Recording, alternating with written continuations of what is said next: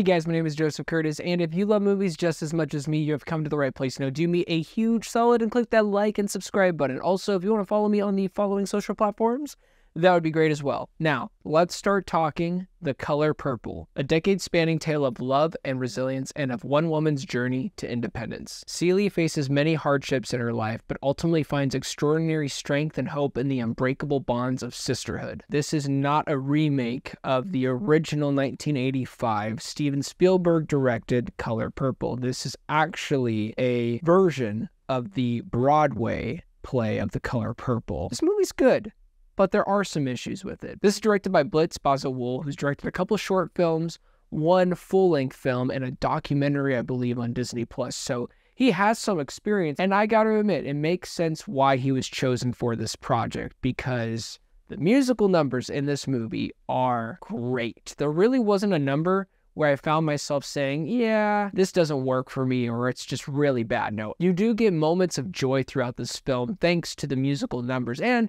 there are times, though, where it does feel heavy, and I would say the biggest compliment that I could give this film between all of the musical numbers that work pretty well. Through that, you have this very heavy story that needs to be portrayed that's about abuse, racism, and gender equality, and love, and acceptance, and forgiveness. You have to have all these different ideas mushed together in a musical that takes place within 40 years. And for the most part, Blitz Bazawule did a really good job, especially in the humor department. This movie is actually a lot funnier than I thought it was going to be. Blitz really finds a way to capitalize on their performances and have those tense moments be tense, but then also break away and let people laugh for a little bit. And it was just completely, I was in awe with what I was watching in all of the performances. And I mean, everyone is great. Fantasia, who plays the main lead, Celie,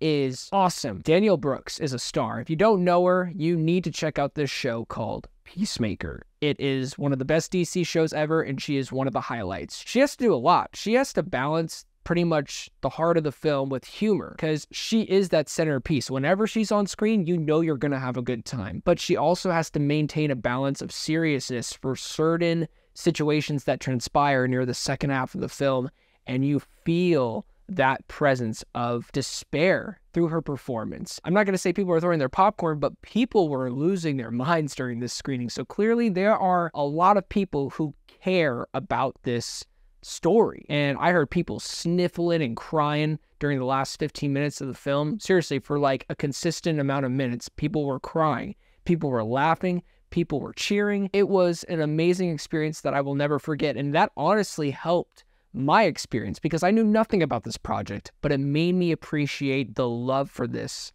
even more. Even though I say all these great things, there are certain things that didn't really work out with the film. There are character revelations that get told pretty quickly and then moved on within minutes. It just would have been great to stay in these moments, especially in the first half, and some moments in the third act where things are just brought up and they are told, and then we are moving on to the next scene. Or characters are gone for a certain amount of time, but then they get brought back into the main character's circle. And you're like, wasn't she gone for like 6 years? This is a decades-spanning story. It is told from, I believe, 1906 to 1945, so nearly 40 years trying to shove all that in a 2-hour and 12-minute film.